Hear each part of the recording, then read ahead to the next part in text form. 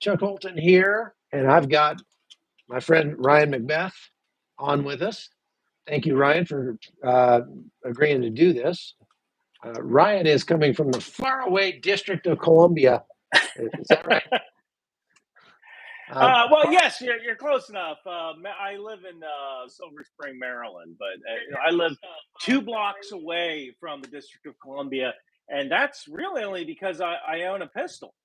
And I did not. I'm serious. Like when I thought about moving to the DC area, I had a choice: DC or Maryland. And the difference was that if I went to DC, I would have to pin all of the 15-round magazines for my Beretta, and I would also have to go through the Mother May I process, or something I already own. Right. So I decided to stick with Maryland, or at least I could own a gun without having to ask the government permission. Interesting. For something I already own. Right? Yeah. Don't you love it how they make you make you feel like a criminal just for something that's been absolutely part and parcel of American life ever since the beginning. Well, I wanted to talk about the progress of the war in Gaza, and then move on to Ukraine a little bit. But let's talk about Israel first. You put up a very good video on your Substack. I guess it was demonetized on YouTube, which is not surprising. But about the J-lots, the pier that they're talking about building into Gaza, and why that probably won't work. I drew on a lot of your analysis for the live that I did about that on CBN's YouTube yesterday, and oh my gosh, drove me crazy because I titled the live "Peer Pressure," P-I-E-R pressure. Yeah. And then later on saw that one of the guys that you referenced actually called his the same thing. So I wasn't the only guy doing dad jokes there, but I had so many people who were like, "You spelled Pier wrong." I was like, "Oh my gosh, come on, people!" Yeah, that'll do it. Work with me. Okay, so let's talk a little bit about that system. And kind of rehash a little bit why you think it probably is not going to go the way they think it will. Okay, so this particular system, the J-lots, have often said that the J-lots is essentially 3 problems in a trench coat pretending to be a solution. And one of the issues is that we can already get aid to Gaza. It's trivial to actually get aid to Gaza. We can truck it in. We can truck it in through the border crossings in Rafah, in Beret Shalom, and there's one in northern Gaza. I'm probably pronouncing the last one wrong. And there's also like several other border crossings, and you can make new ones. It's a fence. You can break through a fence. There's not much there on the Gaza side not much there to get in the way. So you can do that, and part of the Geneva Convention is the standard that once you occupy an area, you own that. You own all the services that people have to get. And when I take a look at citizens, people in Gaza, like you can assume that by now anybody who had diabetes is dead. Anybody who was getting dialysis is dead. But there's still a chance for people who maybe had cancer or other chronic conditions to get treatment. So there is still time left for some Palestinians who've been displaced and who can't receive medical aid. So once you like Colin Powell's rule, once you break it, you own it, right? So there's that. Now, the second issue is I'm not exactly sure how we're going to attach this pier to the ground if we can't have boots on the ground. Now, maybe they're going to make everyone work barefoot. I don't know. But I don't really see this as an option, having some guy on a boat yelling to either the Israelis or to Hamas, just drive that stake a little to the left. A little left over there. Lamala. It just. So there's that. So that's number 2, right? And then number 3 is Hezbollah, and Hezbollah is in the north, and it's a wild card. And I've had people say, "Oh, dare attack those ships." But all you need is that one Iranian Quds general who wants to win Employee of the Month. You know what? I've always wanted to use one of these anti-ship missiles. I want you to launch it on. You got permission to do that? Whatever. It'll be okay. It'll be fine, right? This is my permission right here. Yeah, this is my permission, right? Yeah, push the button. I want to see what happens. I saw today on one of the articles that I read, actually it was on Twitter. There are guys already from Hamas that are saying this is the United States preparing to build a military base in Gaza. And so they're already whipping up the fervor against this thing. You can see where this would become a target, wouldn't it? Oh, absolutely, because it's what Hamas needs. So why did Hamas execute this attack? Well, they did it because the president of the Palestinian Authority, Mahmoud Abbas, he's 88, so he's 88 years old. So he's got more years in back of him than he does in front of him. At 88, there's not a lot left on those actuarial tables, right? So sooner or later, he's going to die. And I think Hamas needed a way to have some sort of bargaining rights to take power in the West Bank, because they're not really in the West Bank. That's Fatah kind of thing, right? So they're not really in the West Bank. So this was a way for them to gain power before Mahmoud Abbas dies. So that was kind of, I think, their plan. So what they need hostages as bargaining chips, and they also need a ceasefire that is brokered by the world, because they cannot defeat Israel on their own. Israel will capture or kill every single military-age male. Every single military-age male. If they have to, they will. Yeah, no doubt. No doubt. And yeah, if they're not captured, at least they're getting their biometrics. It's that whole jaywalking in Jersey City law, right? We're gonna give you a ticket so that way it'll turn into an outstanding warrant, and then we'll come pick you up for the crime you will commit later, which is something Jersey City used to do.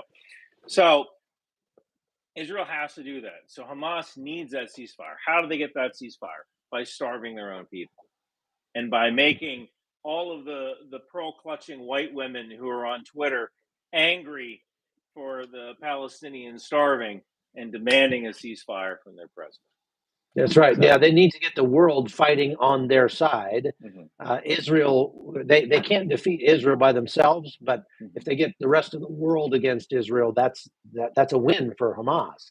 Absolutely. So that's what they're trying to do. And without a doubt, in some sense, they have been successful, or they are being successful at that.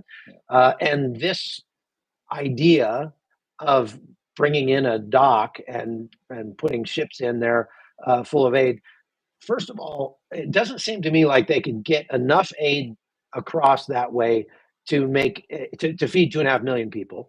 They could much more easily cross aid on land crossings than they could by sea.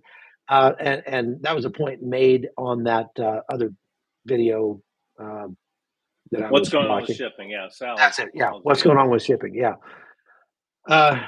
So it's kind of does it seem like a political stunt to you? Just like something to fire up the base? Joe Biden, look what we're doing. We're, or to put pressure on Israel, because Israel's can't be happy with this. It could be. That's a good question. I don't really know the political side of things all that well. I'm really good at explaining things like force protection or stuff like that. It could be not a political stunt, but a way of inconveniencing a heck of a lot of soldiers and sailors in order to get Israel to agree to open up more checkpoints and push more aid through.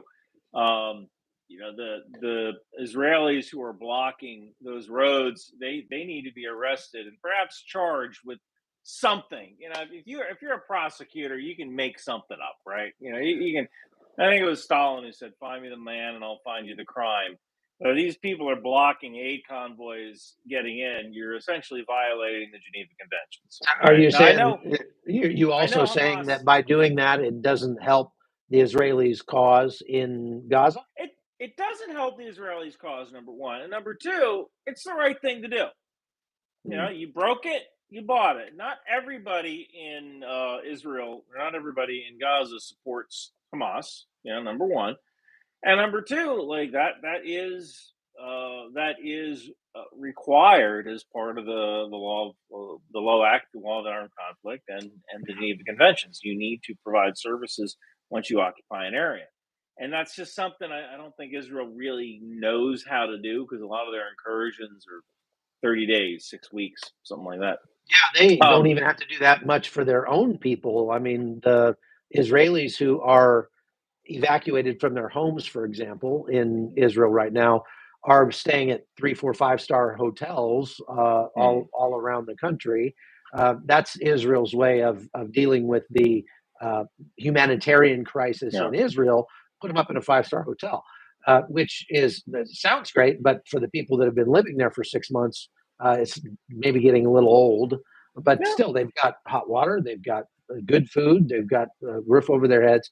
yeah, It's much different when you have more than 1 million people who are sleeping in plastic bags yeah. out in the cold, and you've got to provide for all those people, and you have to do it in a way that ensures that the aid coming in is not also bringing bombs and bullets and things like that for Well, Hamas. that's just it, right? So by saying, all right, we're going to build this pier, it does kind of give a black eye to the Israelis. Like, you can't even Mhm. take care of this problem in your own country, right?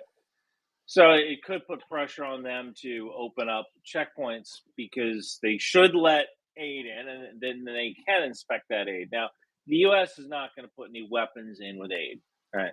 But I tell you, once that pier is opened, well, who else is going to come?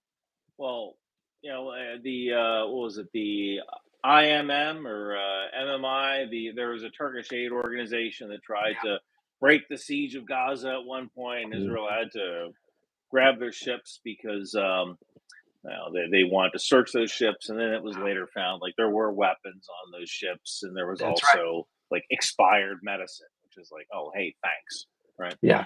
Actually, So there's one of those ships right now I just saw that's sitting in Cyprus or someplace, hoping to get in if they can open that up. And I yeah, wondered how they would deal with that. The United States is not going to be taking full-fledged ships into this JLOTS pier that they're yeah. putting in because they can't. They'll have to bring it in on what, LCAX or something? I don't believe it'll be LCAX. There was another name for it, but they are flat bottom ships. Again, that's Department of the Boat Okay. People thing. Yeah, landing craft Like, kind of thing. yeah, I've been on a there's a couple of reason those. why. They still have a lot of those in the inventory. Those landing Absolutely. craft like from World War II. I've been on a couple of them in Haiti, for example, and we saw the same problems in Haiti that I venture to say that we'll have if they try to do this across that pier, and that is when we brought aid off of the USS Jackson, I think was the Mhm. ship I was on, with the Marines coming ashore after the earthquake in 2010. As soon as we hit the shore, it was like zombie apocalypse, man. Yeah, There were people ripping each other's arms off trying to get to the aid. As a matter of fact, at one point, the Marines came in, they tried to land helicopters. They couldn't even land because people were running up under the helicopters and jumping, yeah, trying to grab onto the helicopters as it was coming into land. So they just kicked the aid out from a hover, and then watched people literally kill each other trying to get that aid. yeah, And so that wasn't a good plan. So then they came in and secured a soccer field, ringed it with Marines, armed Marines, yeah, and then started bringing in 53s with aid and piling the aid up in the view. This is in Leogan, right outside of Port-au-Prince, in view of 100,000 starving Haitians.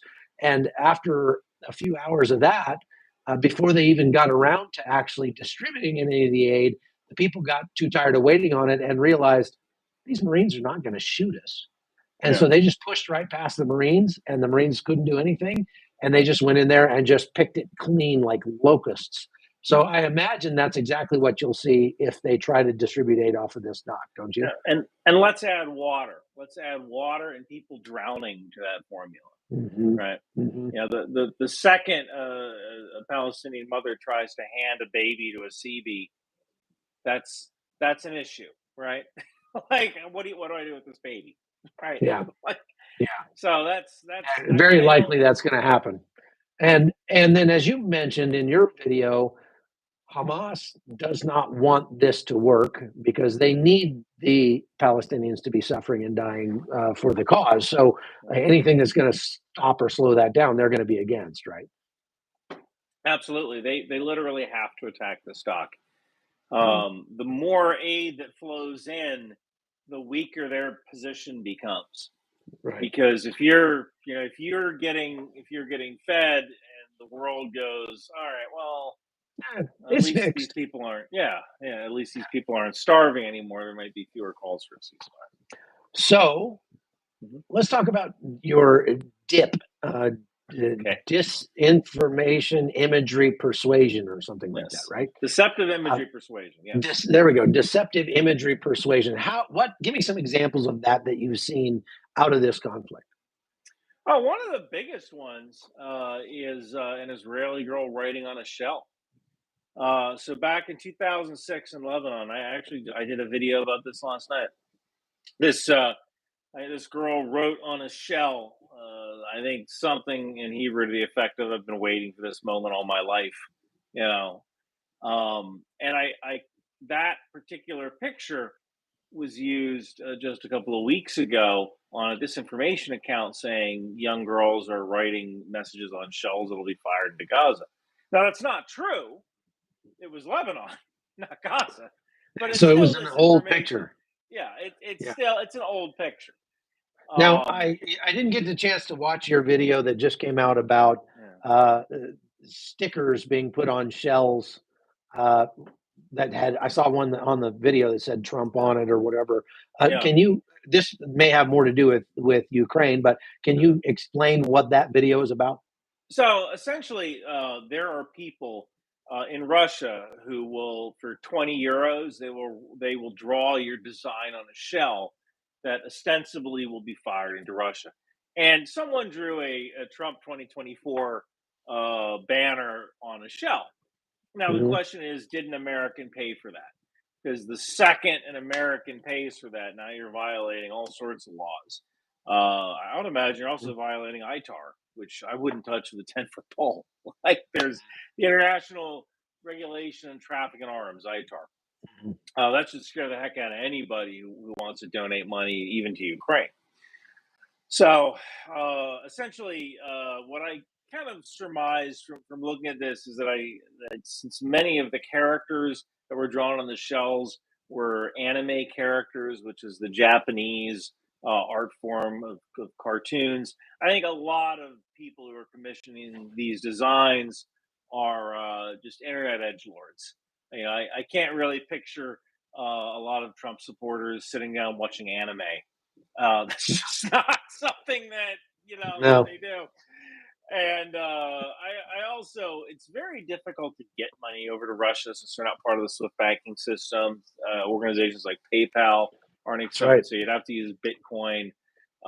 So again, I think this is just kind of an internet edgelord thing, and someone would pay for something like that just to look edgy, right? So look what I did, and then yeah, you're right about the payment thing, because I'm here in Armenia, and many of the ATMs and credit card systems and stuff here are connected to the Russian system, and my cards won't work on them.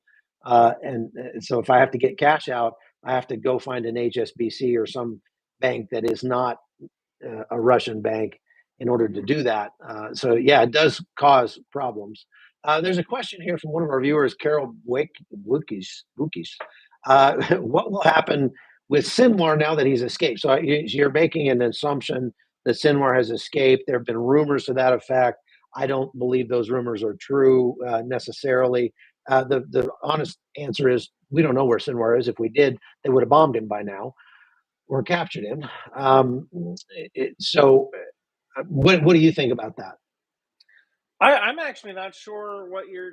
Maybe I didn't hear that correctly. What was the So name again? Yahya Sinwar, the leader of Hamas in Gaza, there's apparently some rumor out there that he may have escaped to Egypt or someplace like that. But like I say, I think it's nothing more than that. I think it's just a rumor. It's unsubstantiated.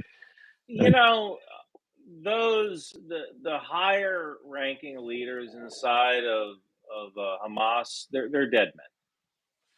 Israel is either going to get to them, or Saudi Arabia will. As you know, as I'm sure Saudi Arabia is looking at their peace deal, going, "Darn it, we were supposed to sell them gasoline. What the hell did you do?" Right. So, if I were those, honestly, the leaders of Hamas might actually be safer self-surrendering to Israel than they would be trying to make it, under an assumed name in Algeria or something. Because sooner or later, that Saudi They're going to Special catch up with Forces them. guy is going to get you. Yeah, they're going to catch up with them one way or the other.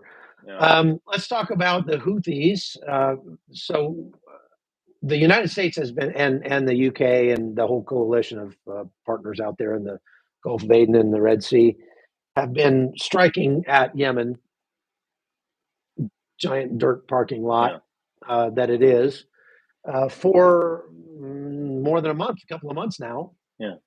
And but even today, the Houthis fired missiles at the USS Pinocchio or some American flagship that was out there. What do you think that it's even possible to have much of an effect on the Houthis by bombing their stuff? I mean, their stuff being, like I said, warehouses and giant dirt parking lots. What do you think is the strategy there? That's a tough one. I think it's kind of the game of whack-a-mole. Because something, you're trying to find something like a radar. Because if when you fire a weapon system, right, you need to guide that weapon system. Now there is an Iranian ship out in the Red Sea that is doing a lot of the targeting for the Houthis, and I don't know why we haven't destroyed this ship yet. Yeah. But this ship is, the Iranians basically have a leaky boat that's doing circles in the Red Sea. It's feeding the targeting information to the Houthis.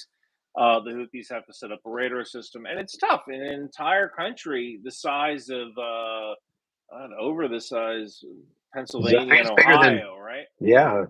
You need to find a radar set or a missile that's hiding in a country the size of Pennsylvania and Ohio. Not so easy to do. Yeah. So difficult. About the best we can hope for is to provide some sort of defensive capability, and when we see a missile pop up or we see a launch site, we can hit that with return fire. They have to turn the radar on before they shoot. Right. We need to give the missile some kind of telemetry and guidance. They have been shooting down lots of drones coming out of Yemen and out of Lebanon, for that matter. Do you think the United States is keeping up with this new form of warfare? I know you're doing some work kind of in that space. Well, what can you tell us about how the United States military is looking at what's happening in these wars overseas and adjusting our own TTPs to go along with that? So there's a couple of things in the defensive space. One of the things we're looking at is lasers.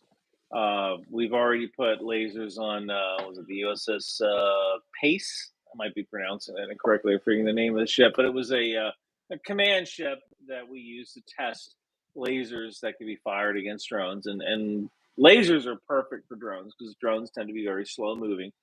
Now, in the offensive side of things, one of the things we've done, I just came from an exercise called Project Convergence Capstone 4.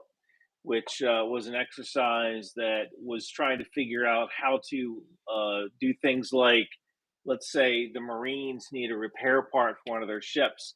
Can they 3D print that repair part on a destroyer and then launch an aerial drone from a drone ship, go pick up that part from the destroyer and then move that part to the Marines so the Marines can put that 3D printed part into the piece of equipment that needs it.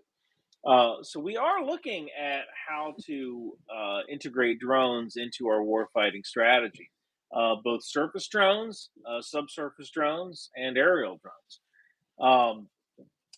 So we have been looking at what's going on in Ukraine, and we figured out how to compete offensively. Defensively is a lot tougher because the technology of the drone has advanced far beyond the point of the technology of the countermeasures. And one of the things that I've worked on with Aeromed Lab is the fact that we need to be able to deliver whole blood to soldiers who've been wounded. I'm sure you've dealt with this too. I don't you've ever had to perform CPR on a guy, who was already dead, right? Like this guy's dead, but you have to perform CPR on him because everybody's looking at you, right? Right. In situations like that, we have always lived under the confidence of knowing that the medevac is going to get there within an hour. And there are some exceptions to that, and that's when you're performing a CPR on a dead guy, right? Yeah. But we've always had confidence that we're going to be able to get a medevac to someone in an hour. That's gone now. That's not going to happen. Either the bad guys will shoot it down, either because they want to shoot it down, or a radar system can't see that red cross that's on the helicopter, right? So we're operating in a contested environment, an area like Ukraine. Ukraine cannot use air medevacs. They just can't. They number one, they'll get shot down. Number two, helicopters are too precious to them for attack missions to pick up people. So you're gonna have to stabilize a person with multiple traumas. And these days, dealing with artillery, you are dealing with multiple traumas. You're dealing with bleeding, you're dealing with barotrauma, you're dealing with concussion, you're dealing with multiple injuries on one person who's been hit by artillery. And yeah, the vest protects you a little bit, but not your neck, not your laterals, and it doesn't protect you against concussion. Bleeding to death. Yeah. So now we have to get these people, either CASEVAC them, which now that means like, hey, we need to take a vehicle that's in that unit, and we got to take that vehicle off the line that could be shooting at the bad guys. We need to CASEVAC them to a point, or we need to evacuate them by ground ambulance. And both of those things have risk. So what I'm doing I've been right now in Ukraine where they're trying to do that, and it's very, very difficult to evacuate their wounded because of the threat from indirect fire. As soon as they get on the road, even just going back to the CCP or whatever, they start getting shelled. I've been in those ambulances. It's a whole lot of no fun. And they've come up with like specialized armored ambulances, just like a APC or something, to try to make that easier. But there are drawbacks to that as well. You're right. It's interesting that you bring that up because I hadn't thought of the drone issue in terms of the fact that it essentially negates air superiority in many ways across the battlefield, unless we can come up, like you're saying, with some kind of anti-drone technology. Now, when I was in Iraq one time. Well, I was actually going into Syria, and we had, this is back during the Trump administration. So we had U.S. troops in Syria that were holding the oil fields up there. And I actually spent the night in a guy's apartment that we ran out of beds in the FBR safe house. So they said, oh, the guy next door has got some beds open. And I went over there and ended up staying up all night talking to that guy. He was a contractor for a company that was putting in these anti-drone systems. They've got these gigantic antennas, okay, and they put them in kind of a triangular, thing around the area they're trying to protect, and they basically just shut off any drone that comes into that area. That helped them to protect against certain kinds of like off-the-shelf commercial drones. I don't know if they would help against like a Bayraktar or something that's military on purpose, maybe hardened or something like that. But it makes me wonder. I mean, this whole space is it's growing and it's changing and it's evolving so quickly. Yeah. I don't know if the military can keep up because the civilian market changes so much faster than the military does, and the military is kind of playing catch up all the time. How are we going to fix that? Well, we're fixing it with projects like Project Capstone, Project Convergence Capstone 4, where we are using these commercially available technologies that all have an authority to operate on the Army's network, and we're saying, all right, what works, what doesn't work, what can we do to improve? So we are performing these exercises.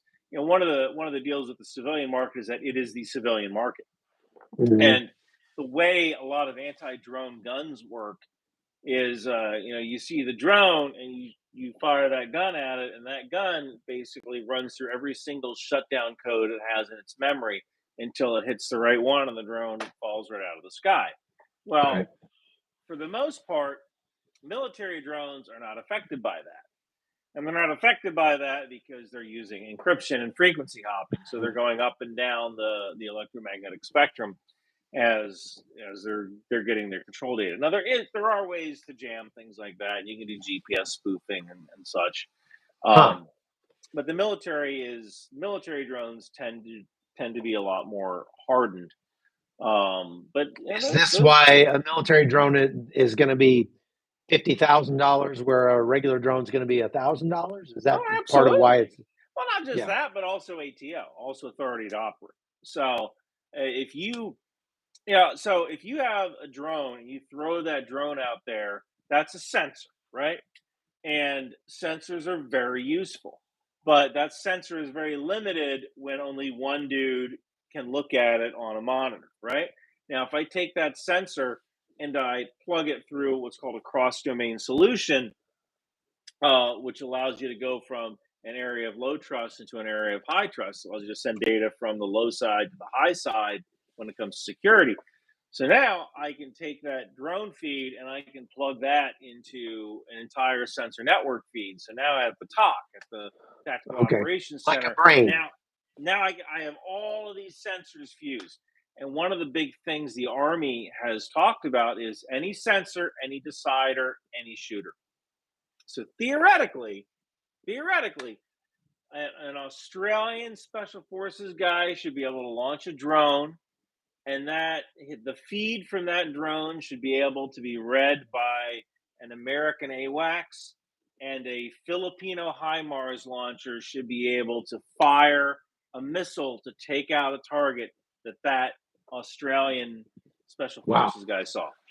And that is total sensor fusion, any sensor, any decider, any shooter. That's something the Army is kind of going for. When we were in Iraq back in the day, they had the Blue Force Tracker, which basically was a computer program that would show you on a map where all the good guys were. Yeah. This sounds like taking that to a massive new level, orders of magnitude more useful, because not only can you see where things are, you can make use of the data from those things, and you can actually make decisions and target things. Absolutely. Now, how does AI work? How does AI come into play? AI helps by decreasing the clutter, and also getting inside the enemy's decision cycle and making decisions faster than the enemy can react. We are never going to beat China on magazine capacity. Right? China is always going to have more arrows in their quiver than the US, Britain, Japan, the Philippines, Australia, and New Zealand have. right? They're always going to have more steel than we have. So we have to use our steel the right way. And part of that is using AI to determine where their targets are likely going to be in the future, where they are now, where they're going to be in the future. Right?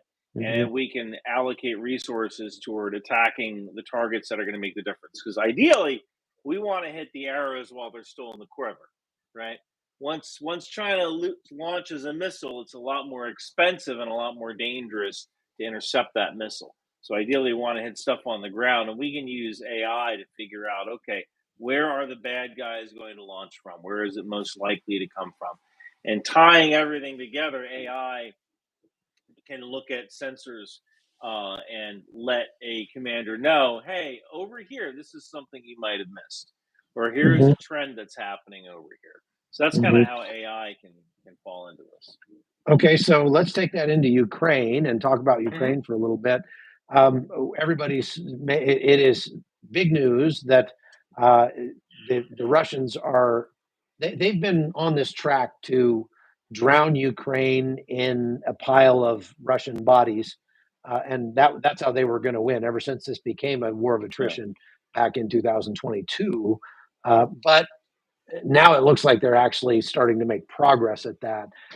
However, this is something I've been pointing out to friends as we talk about this, that just because Russia can field 2,000 tanks does not mean does not necessarily mean that Ukraine can't negate the combat power of those tanks with 5,000 drones. And Ukraine has been doing that. The question is, will it be enough? And so you've studied this extensively, the way that Ukraine is using the technology that they have. What's your prognosis for the situation now and what we're looking at in the future in Ukraine? It's tough. It's tough because there's a lot of dysfunction going on right now in American Congress, where we can't get a bill passed that could get Ukraine the artillery shells they need to help fight back. There's also the issue with the European Union, who for almost 20 years was kind of whistling past the graveyard and saying, you know what, we don't really need all this military equipment. And I never thought I would see a situation where Spain has more battle tanks than Germany, right? Like that wasn't supposed to happen, but Right. here we are, right? And I think there are some leaders in Europe, like Macron, the Prime Minister of France, who's kind of looking at the situation and going, "All right, we're not going to take this lying down." And Poland as well. It's cool to be in the army now in Poland, or at least their version of the National Guard, right? Like college students are joining. They want to be. They want to. That's how you get a girlfriend now, or your girls in the National Guard. They take women that's too. where you go to find the girls. Yeah, that's where you go to find the girl. So what I see is, I see that I believe right now Ukraine is at a shell ratio with Russia of 1 to 12. So for every 12 shells that Russia shoots at Ukraine can fire one shell back. I believe that is as of a week ago. That's an estimate, right? I'm sure it's different on different parts of the front line. Now, Ukraine isn't going to run out of shells, but it might be more difficult to take a fire mission, and you might not be able to service all the fire missions. You might have to save your shells for important situations. Now, what I can see is Russia finally saying, okay, we're going to try the breakthrough. We're going to try to do a breakthrough. And then what we're going to see is Russia suffering the same fate that Ukraine had this past summer. Because now Russia is going into Ukrainian minefields and Ukrainian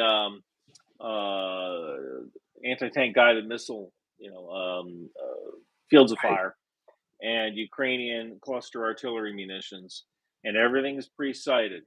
So now we're kind of flipping this around. I mean, it took Russia 9 months to take Avdiivka? At this rate, they're going to take all of Ukraine in 700 years. Yes, right, exactly. And what I'm told is that the casualty ratio on the Adivka push was like 7-1 Russian casualties to Ukrainian casualties, and Russia can keep that up for sure, but they, I you know, it is they are hollowing out an already hollow demographic that almost ensures that Russia will not exist as a race. Russians will not exist as a race in 100 years, or even 50 years. Like they have their demographics are such that they're in terminal decline, and that may be one of the reasons why they decided to go to war now, because this is going to be the only time when they've got enough young men to actually put into the fight. The average age of the Russian troops that is going into the fight up to this point has been in the 40s, from what I understand. So they're not sending their young men because their young men are leaving. They're here in Armenia. You can't swing a dead cat without hitting a Russian dude, because there are hundreds. There's like 500,000 Russians here that have fled Russia to get away from being conscripted. And when you talk to those guys, they will tell you exactly what they think about it, because now that they're out of Russia, they can. So it's really strange, because you talk to Armenians here, you will find Armenian men who support Russia, but they don't have to go fight for Russia.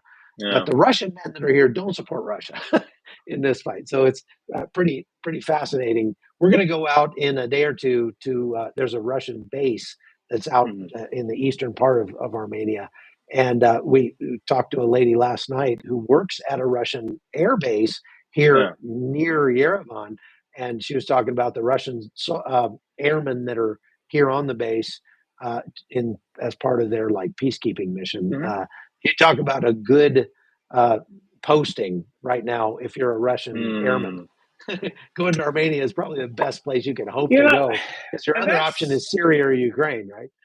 Yeah, that's kind of surprising, because if you look at the Nagorno-Karabakh war, Russia, I think Armenia thought, oh, Russia has our back.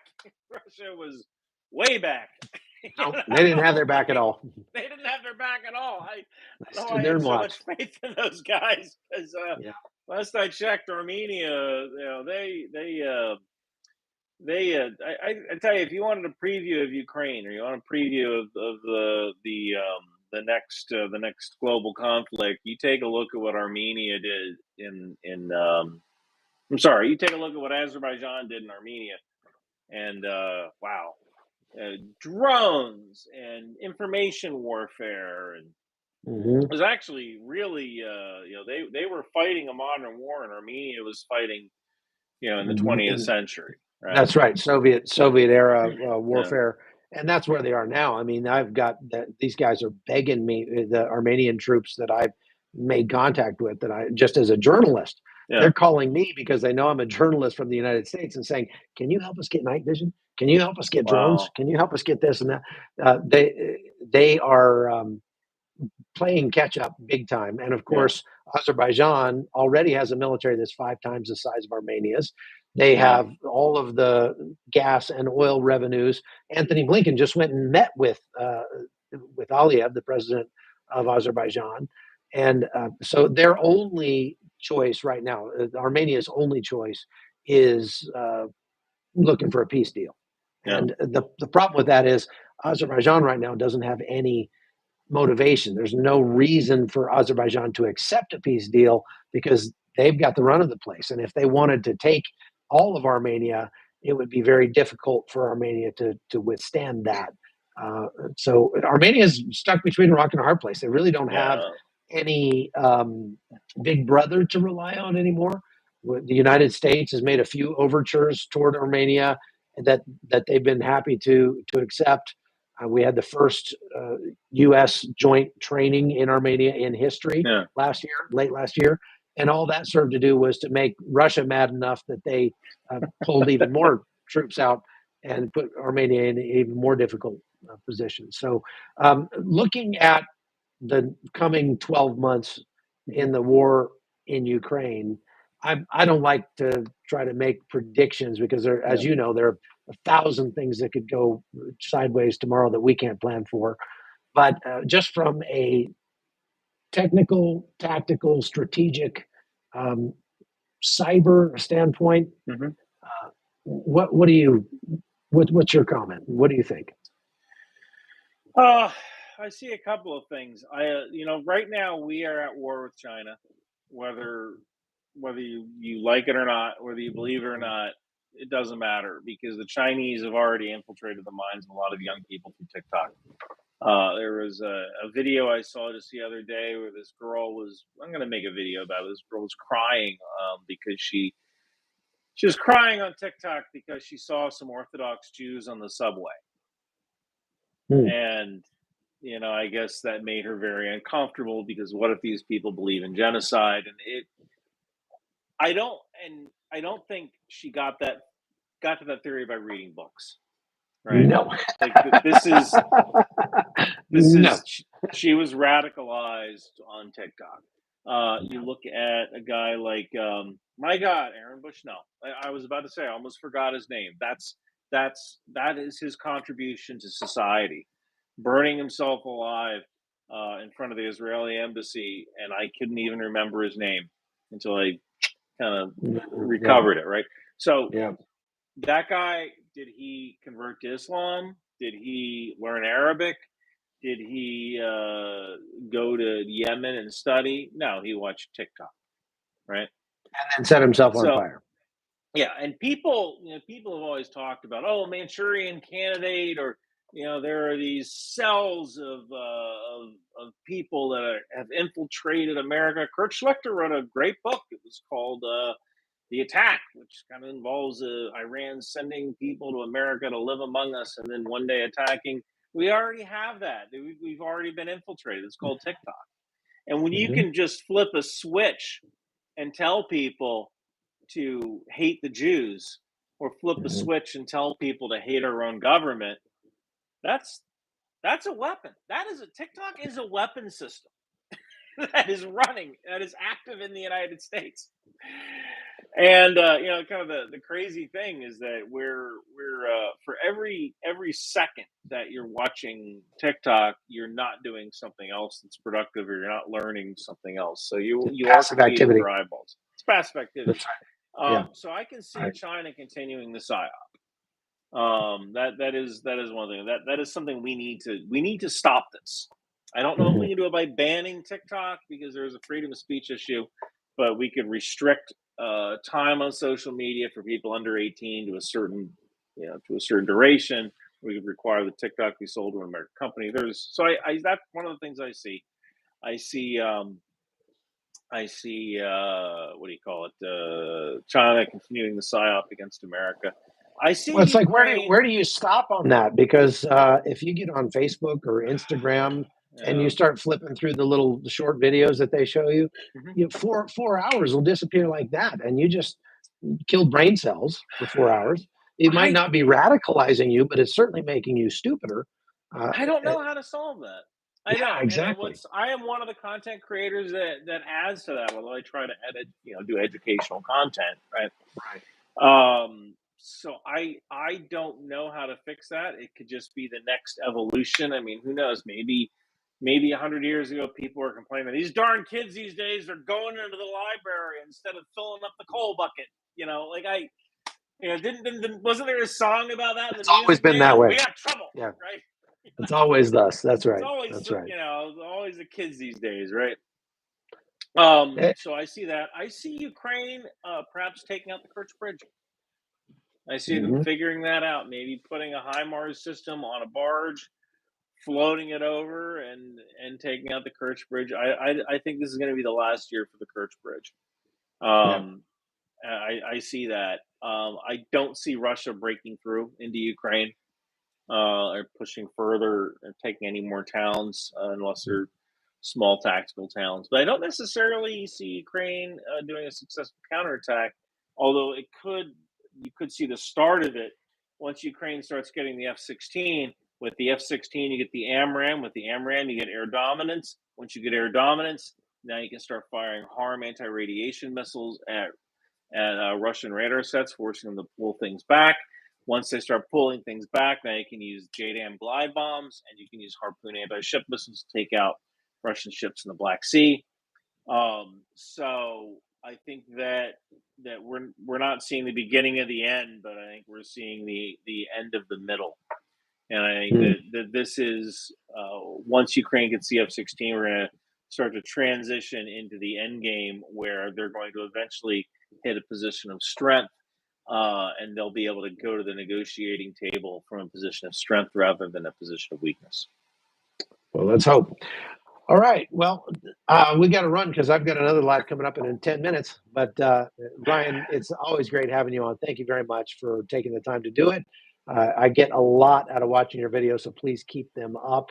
And folks, if you want to follow Ryan, it's Ryan McBeth. And I think your YouTube page is actually something about programming, right? Yeah, I started out as a program. I was teaching people how to do software. And then I became like half software and half Intel, and now it's mostly Intel. And once in a while, I do some software. Well, Ironwood Workman is asking about the Confucius Institute 1,000 Talents program. That's a whole nother podcast to do. Very good one, and we should do it. So stay tuned, and we'll do that. Also, if you want to go over and join on CBN's YouTube channel, I'm going to be talking about Haiti over there here very shortly. So at the top of the hour. And Ryan, thanks again. I really appreciate you. God bless you. We'll see you again next time. Thank you, Chuck. Okay. Take care.